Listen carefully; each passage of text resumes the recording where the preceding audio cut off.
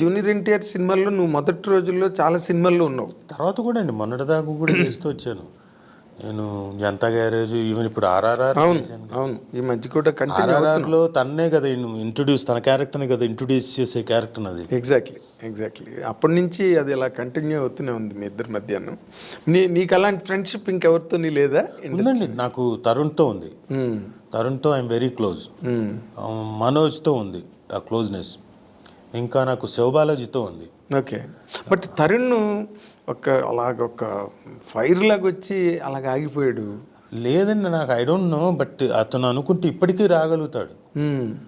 I seriously feel Tarun ఒక్కసారి ఇలా ఏమో క్యారెక్టర్స్ని కూడా హీరోయిజంలోనే వేరే కైండ్ ఆఫ్ క్యారెక్టర్ హీరోయిజం తీసుకుంటే he will definitely do wonders అని అనిపిస్తుంది నా feeling. I don't know, he has to take a call. అంటే నార్మల్గా వాళ్ళ మదర్ రోజారమణి గారు ఎక్కువగా ఆవిడే మేనేజ్ చేస్తారు అందువల్ల లేదా అని ఏదో ఇగో ఇప్పుడు సుమకి నీకు మధ్య డైవర్స్ లాగే వాళ్ళ గురించి మాట్లాడేసి నాకు తెలియదండి. అదే అంటే అలాంటివి నార్మల్గా ఒక్కొక్కరి మీద ఒక్కొక్కటి ఇండస్ట్రీలో అలాగే స్ప్రెడ్ అయ్యి ఏం లేదండి. I feel Tarun can make wonders. And Shivabalaji ఇప్పుడు మారుతున్నారు. అంటే కొన్నిసార్లు కొంతమంది కొన్ని పట్టుకొని కూర్చున్నారండి కొంత టైంలో. అంటే బిఫోర్ ఈ ఓటీటీ రాకముందు సినిమాలో హీరోగానే అని చెప్పేసి కొన్ని ఆబ్లిగేషన్స్ అలాంటివి ఉంది. ఇప్పుడు మారాయి. సో దే ఆర్ ఓటీటీ కూడా వచ్చేసింది కాబట్టి I don't know, they will definitely come అనిపిస్తుంది. అవును, ఇప్పుడు నిన్ననే మన శ్రీరామ్ అని ఒక హీరో ఉన్నాడు చూడు. అవును, రోజా కూటమ్మ వచ్చేసాడు, రోజా పూలు. నిన్న చెప్తున్నాడు నాకు, నేను నావన్నీ ఇండివిజువల్ ప్రాజెక్ట్స్ సార్, ఇప్పుడు నేను సైడ్ క్యారెక్టర్స్ అవి చేయట్లేదు, 4-5 ప్రాజెక్టులు అవి లైనప్లో ఉన్నాయి అని చెప్పాడు అనమాట. Only because of OTT. అదే, so I think some magic will happen. Yes. అయితే నేను ఇంకొక ముఖ్యమైన విషయం నీ కెరీర్ పరంగా నేను అనుకునేది, నాన్నగారు చాలా గొప్ప ప్రయోక్త దేవదాస్ కనకాల గారు. అతను యాక్టర్గా వచ్చారు అండ్ చాలా మంచి సినిమాలు చేశారు. అండ్ నాగమల్లి లాంటి ఒక అద్భుతమైన ఫిల్మ్ డైరెక్ట్ చేశారు. బ్రహ్మాండమైన పాటలు, రాజన్ నాగేంద్ర గారి మ్యూజిక్, అసలు నాగమల్లి ఆ పాట, అవన్నీ వేటూరు గారి పాటలు, చాలా అద్భుతమైన సినిమా తీశారు నాగమల్లి. అమ్మాయి తర్వాత మళ్ళీ అందులో వచ్చేసిన హీరోయిన్ మళ్ళీ ఇంకో సినిమాలో చేయలేదు. That was the first and last film అమ్మాయికి. నువ్వు దేవదాస్ కనకాల గారి అబ్బాయి అయ్యి నువ్వు ఎందుకు అసలు డైరెక్షన్ అన్న పాయింటే నువ్వు అసలు కెరీర్లో ఎంటర్టైన్ చేయలేదు? అంటే నేను ఇవన్నీ విన్నానండి. మా ఫాదర్, అంటే మీకు తెలియడం కోసం చెప్తున్నా, యాక్చువల్లీ పూణే ఫిల్మ్ ఇన్స్టిట్యూట్లో సౌత్ ఇండియాలో first trained actor is mister Devdas Kanakala. Yes. ఆయన చదువుకొని వచ్చిన తర్వాత చెన్నైకి వచ్చేసి ఇంకేముంది మనకు లైఫ్ అంతా రెడ్ కార్పెట్టే, చెన్నైకి వెళ్ళంగానే మనకి పిలిచేస్తారు, వేషాలు వచ్చేస్తాయి అనుకుని దిగారు. వెళ్తే ఎవరెందుకు పట్టించుకుంటారు, ఆల్రెడీ ఎవరికి వాళ్ళు, మీరు ఇందాక అన్నారు చూడండి, ఒక లాబింగ్ ఉంటుంది, అలాంటి లాబింగ్ ఉంటుంది వాళ్ళకి. సో ఈయన్ని పట్టించుకోలేదు. రాత్రికి రాత్రి వేషాలు మారిపోయిన సందర్భాలు ఉన్నాయి కదా సినిమాలో. సో పట్టించుకోలేదు. ఇదేంటిది ఎవరు పట్టించుకోవట్లేదు అని చెప్పేసి ఈయన హీ గాట్ అప్సెట్. ఆ టైంలో ఒకే ఒక సినిమా, అంటే ఒక 2 సినిమాలు చేశాడు ఆయన. ఏంటంటే బుద్ధిమంతుడు, అక్కినేని నాగేశ్వరరావు గారి పక్కన ఫ్రెండ్ క్యారెక్టర్, ఆ పడవ లాంచి ఎక్కి ఓ అనే భూమి మీద సుఖపడితే తప్పు లేదు ఆ సాంగ్లో వెనక ఓ అని చెప్పేసి ఫ్రెండ్ క్యారెక్టర్ చేశారు. ఆ తర్వాత విశ్వనాథ్ గారి డైరెక్షన్లో కాలం మారింది అనుకుంటా. ఏంటంటే చాలా రిఫ్రాఫ్లాగా వచ్చా, ఇచ్చేయండి ఆ పిల్లని, 3 పూట్ల పాలు పోస్తాను ఇంకోటి అని చెప్పేసి చాలా బాగా చేసాడు ఈయన. ఈయనకి ఆ వేషం రాదనుకొని వెళ్ళాడు. ఈయన చెప్పడం నాకేం చెప్పాడంటే, విశ్వనాథ్ గారు మామూలుగా ఏం వచ్చింది అడుగు గుడ్డులే అని చెప్పేసి, నాకు ఆ నెగిటివ్ యాటిట్యూడ్ ఉండిందిరా, ఆ నెగిటివ్ యాటిట్యూడ్తో వెళ్ళాను, రాదనుకునే వెళ్ళాను, అదే బాగా పనిచేసింది, వెంటనే వచ్చింది నాకు ఆ ఒక్క సీను, చాలా బాగా చేసాం, పేరు వచ్చింది. ఆ తర్వాత ఏం రాలేదు వేషాలు, సర్వైవల్ కావాలి కదా. ఈ లోపల నేను అప్లై చేశాను సాంగ్ అండ్ డ్రామా డివిజన్కి, హైదరాబాద్లో సాంగ్ అండ్ డ్రామా డివిజన్కి. అది సెంట్రల్ గవర్నమెంట్ జాబ్, అది వచ్చింది, జాబ్ వచ్చింది. సో ఈ షిఫ్టెడ్ టు హైదరాబాద్కి వచ్చి సెంట్రల్ గవర్నమెంట్ జాబ్ హ్యాపీగా ఉంది. అక్కడే మా అమ్మని చూశారు. అంతకుముందే చూశాడు మా అమ్మని ఎక్కడో మా నాన్న. ఎవరు ఈ మహానటి ఇంత బాగా చేస్తుంది అనుకున్నాడు. అయిపోయింది. తర్వాత సాంగ్ అండ్ డ్రామా డివిజన్కి వచ్చిన తర్వాత పక్కనే కొలీగ్స్గా ఉన్న తర్వాత లవ్లో పడ్డారు, ప్రేమించారు, పెళ్లి చేసుకున్నారు. మళ్ళీ ఈయనకి చూడండి, సో అంటే మనిషి ఎలా ఉన్నాడో, నేను చెప్పేది పాయింట్ చివరికి వచ్చే పాయింట్ చెప్తా. Song and drama division government జాబ్ని వదిలేసి చెన్నైకి వెళ్ళిపోయాడండి. Film institute, south Indian film chamber of commerce పెట్టారు కదా, అవును, వాళ్ళు పెట్టిన ఇన్స్టిట్యూట్కి వెళ్ళిపోయాడు. Yes.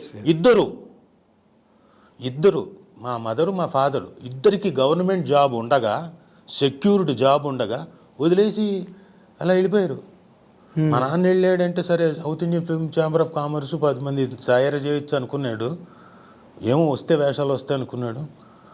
ఈవిడ కూడా మా నాన్న అక్కడికి వెళ్ళిపోయాడు, ఇక్కడ రిజైన్ చేసి వెళ్ళిపోయింది. అక్కడికి వెళ్ళిపోయిన తర్వాత సరే 7 బ్యాచెస్ దాకా ఇన్స్టిట్యూట్ బాగానే నడిచింది.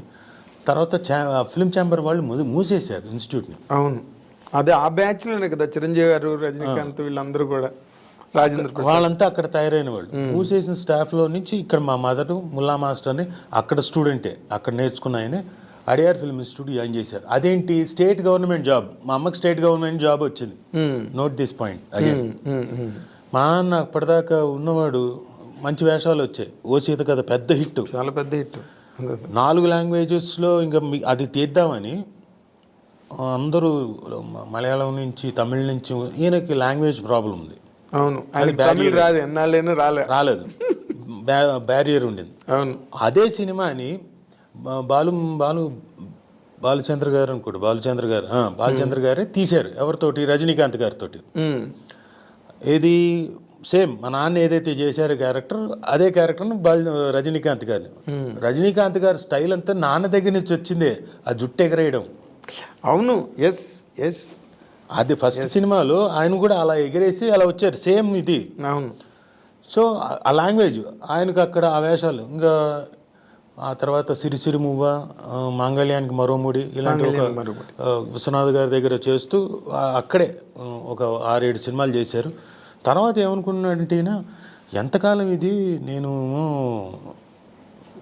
ఇన్స్టిట్యూట్లోంచి స్టూడెంట్స్కి వస్తున్నాయి మహా అంటే మొత్తం అంతా 7 బ్యాచ్ల్లో చూసుకుంటే 10 మందికో 15 మంది 20 మందికి వచ్చింది, ఇంకా మిగతా వాళ్ళకి రావాలి కదా అని చెప్పేసి ఉద్దేశంతో ఈయన డైరెక్షన్ మొదలుపెట్టి ఈ వాంటెడ్ టు ఇన్స్టిట్యూట్ వదిలేశారు. అంటే ఇంకా క్లోజ్ అయిపోయింది కదా, ఇంకా దాంట్లో కష్టాలు, డబ్బులు రావు, చేతికి రావు, ఇంకా అంటే మిగతా వాళ్ళందరికీ ప్రాబ్లమ్స్, డబ్బులు ఇవ్వకపోవడాలు, ఇవన్నీ.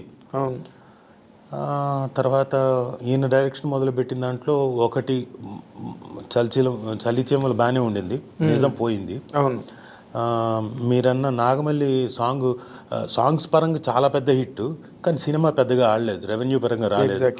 So average film. సో 2-3 సినిమాలు అలా అయ్యేసరికి ఇది కాదు అనుకున్నాడు. ఏంటి ఏదోదో అయిపోతుంది నా లైఫ్, అక్కడి నుంచి ఇక్కడికి వచ్చాను, ఇక్కడి నుంచి ఎక్కడే అనుకున్నాడు.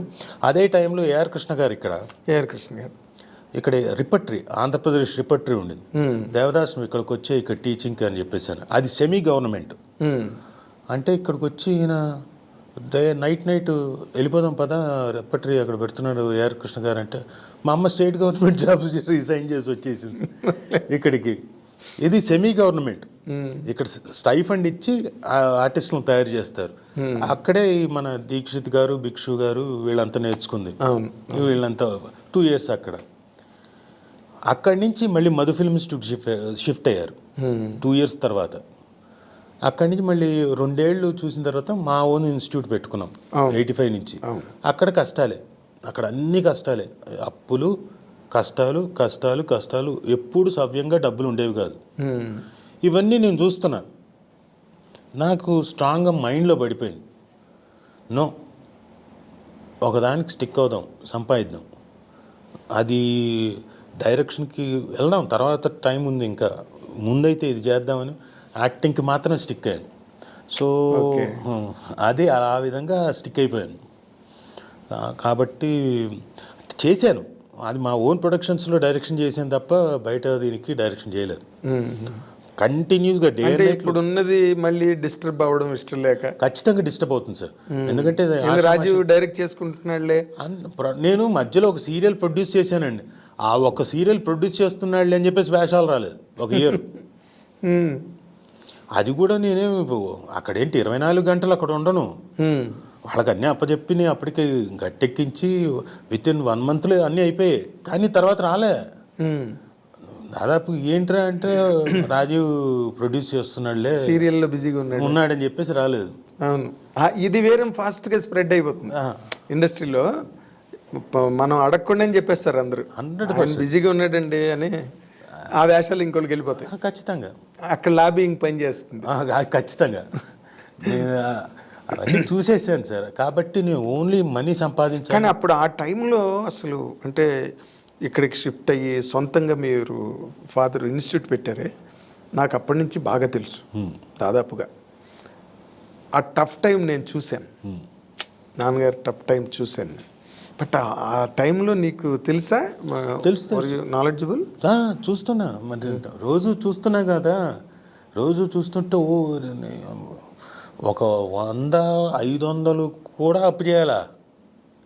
ఎందుకంటే ఇన్స్టిట్యూట్లో ఉన్న పిల్లలు ఇన్స్టిట్యూట్ మెస్ కోసం దానికోసం పెట్టాలి. కొన్నిసార్లు ఉండేవి లేవు, పక్కన పనిచేసేవాళ్ళు వాళ్ళు దాచుకొని ఇచ్చేవాళ్ళు. మీరు తర్వాత వడ్డీకి ఇవ్వండి అని వాళ్ళ దగ్గర తీసుకొని మెస్సు ఇవన్నీ నడిపించడం, ఇన్స్టిట్యూట్ ఇవన్నీ ఏంటి, ఎక్కడికి వెళ్తున్నాం అంటే మాకు ఏమైపోయింది, అప్పు తీసుకునేసరికి కొన్నేమో 5 రూపాయలు ఇంట్రెస్ట్, కొన్నేమో 8 రూపాయలు ఇంట్రెస్ట్కి అలా తీసుకున్నారు. దాంతో హెవీ అయిపోయింది. సో మీరు ఎంత సంపాదించినా మీరు ఏదో సామెత చెప్తారు చూడండి, పై నుంచి నీళ్లు పోస్తుంటే కింద నుంచి పోతున్నట్టు పెద్ద సొరంగంలోకి, అలా పోవడమే, ఉండేవి కావు. అవును. So 1 point of time I took very serious. అంటే ఆ టైంకి వెళ్ళి ఒక టైంలో ఈయన కొంచెం ఫ్యామిలీలో కలతలు వచ్చి బ్రదర్స్ తోటి వాళ్ళతో ఆ టైంలో ఈయన ఏదో ఉండి నేను సూసైడ్ చేసుకుందాం అనుకుంటున్నా, ఏదో మేము ఉన్నాగా సంపాదించడానికి, కానీ నేను I took it very serious. ఇంకా లేదని ఇంకా వచ్చిందల్లా చేయడం, సింగిల్ ఎపిసోడు, సీరియల్స్, డైలీలు, ఉన్న ఛానల్స్ అన్నీ చేసేసాను. ఈ సిటీ కేబుల్ అన్ని ఛానల్స్లో చేసాను. డైలీ సీరియల్స్ అయితే నాతో మొదలుపెట్టిన తర్వాత ఫస్ట్ డైలీ సీరియల్ దగ్గర నుంచి కంటిన్యూస్గా 9 daily serials, day and night. నిద్ర ఉండేది కాదు నాకు, కంటి మీద కొనుక్కుండేది కాదు. And people they used to wait dubbing స్టూడియోలో రాజీవ్ కోసం తెల్లారి 4:30 వెయిట్ చేస్తుండేవాళ్ళు. రాజా వచ్చావా, నీకోసం వెయిటింగ్ డబ్బింగ్ చెప్పించడానికి. అంటే నాకు ఆ టైమే కుదిరేది. అంటే ఆ షూట్ చేసుకొని ఆ టైంలో వచ్చి డబ్బింగ్ చెప్పుకొని ఇంటికి వెళ్ళి స్నానం చేసి మళ్ళీ లొకేషన్కి. అదే. సో అలా వర్క్ చేస్తేనే కొంత తీర్చుకుంటూ అలా వచ్చాం.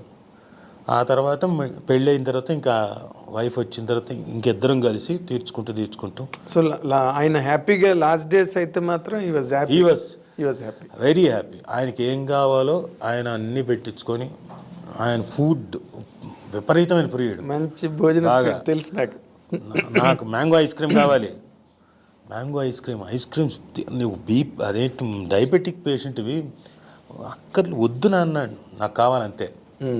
సరే మ్యాంగో ఐస్ క్రీమ్ తెప్పించండి. But you are a happy son, you could attend your parents. వాళ్ళని ఆ కష్టాల నుంచి బయటకు తెచ్చి నువ్వు కూడా నీరు గారిపోకుండా ఛాలెంజ్గా తీసుకు. అంటే తెలియలేదు, ఒకవేళ నాకు బాధలు ఇంతగా కష్టంగా ఉంటాయని తెలుసుంటే నీరు గారిపోయేవాడినేమో, నాకు తెలియదు. ఎస్, అది మెరిట్ అక్కడ, అది నీ ప్లస్ పాయింట్ అక్కడ. నాకు తెలియదు, నాకు సంపాదించాలి అన్నది ఉద్దేశం మాత్రం తెలుసు. ఇంత ఉన్నాయి వెనకాల 5 రూపాయలు 8 రూపాయలు అని తెలిసుంటే నేను కూడా నీరు గారిపోయి అమ్మో అని కొట్టు కూర్చునేవాడినేమో. అదే, నాకు తెలియదు కాబట్టి ఆ తెలియని తనంలో దూకాను అంతే. ఐ వాంట్ ఎర్న్ మనీ అంతే. That's only the motto. అంతే, సింగిల్ పాయింట్ ఎజెండా, కేవలం సింగిల్ పాయింట్ అజెండా అండి. ఎలా సంపాదించేవాడిని, ఎలాగో ఇచ్చే రెమ్యునరేషన్లు కాకుండా డైలీ కన్వీనియన్స్లు ఇచ్చేవాళ్ళు. బండి వేసుకొని వెళ్తే ఆ లొకేషన్కి వెళ్తే ఒక 50 రూపాయలు, ఆ లొకేషన్కి వెళ్తే 50 రూపాయలు. అప్పుడు 2-wheeler ఉండేది నాకు. 50 రూపాయలు అంటే 50 మొత్తం అంతా చుడితే డబ్బింగులతో చుడితే 250 వచ్చింది నాకు. ఆ 250 నా ఖర్చు 50 రూపాయలే, పెట్రోల్ పోసుకోవడానికి.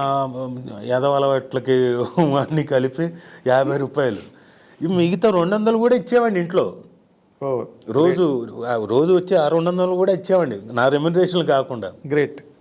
కాబట్టి అలా చేసుకుంటూ వస్తే okay. You are only the son కదా? నేను ఒక్కడే, మా చెల్లెలు పాప ఉంది. అదే అవును. మొత్తానికి చెల్లి మ్యారేజ్ అవన్నీ కూడా సవ్యంగా జరిగిపోయింది నీ ఆధ్వర్యంలోనే. మా బావ అంటే నా ఫ్రెండే, పెద్దిరామారావు అని, సెంట్రల్ యూనివర్సిటీలో మామూలుగా ఏదో ఇంటికి వచ్చేవాడు, చూశారు, వాళ్ళిద్దరు ఏదో లవ్. సరే ఘనంగా చేయించేశాను పెళ్ళి. మొత్తానికి వంశోద్ధారకుడు అయ్యావు, అంతే కదా.